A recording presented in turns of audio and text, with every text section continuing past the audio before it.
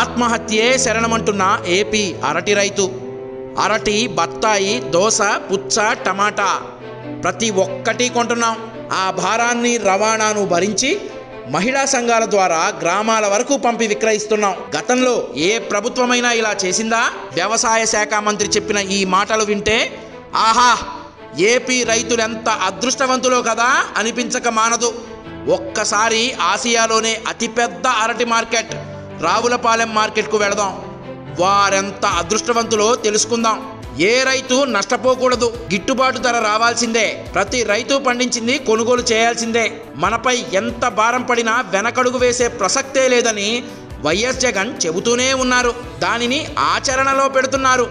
ఇది మంత్రులు చెప్పే మాట.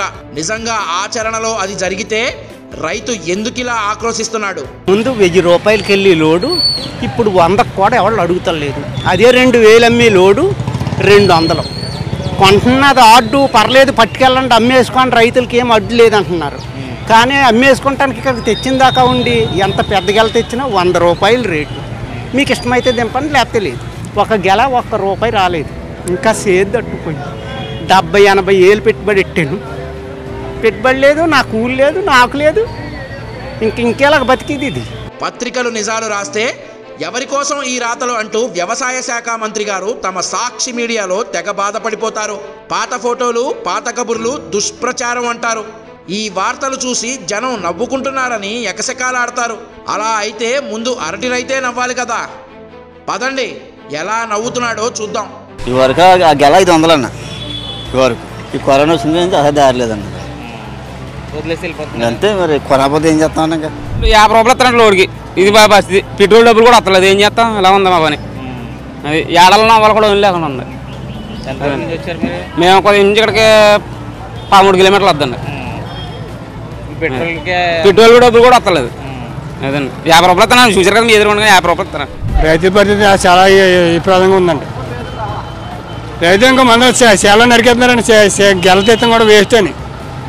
మా సొంత గెల కాబట్టి మేము ఏ తెచ్చుకుని అలాగే అమ్ముకుంటున్నాం ఎంతో కొంతకి. అదండి మా పరిస్థితి. Load 100, 50, load 100, 50, load 100, 50. ఏం చేయమండి, మాకు కరం కాలిపోయి పెడుతున్నాం.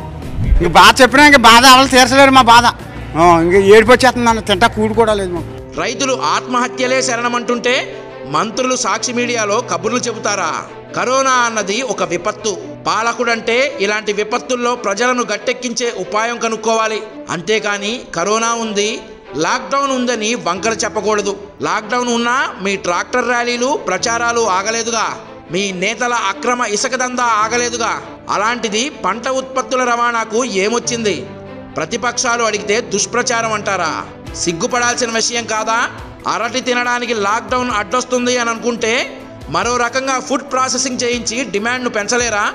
రైతుకు మేలు చేయాలనే చిత్తశుద్ధి ఉంటే ఏదైనా చేయొచ్చు. కుట్ర రాజకీయాలు, ఆలోచనలు పక్కన పెట్టి పనికొచ్చే ఆలోచనలు చేయండి. ఆత్మహత్యే శరణమంటున్న అరటి రైతును తక్షణమే ఆదుకోండి.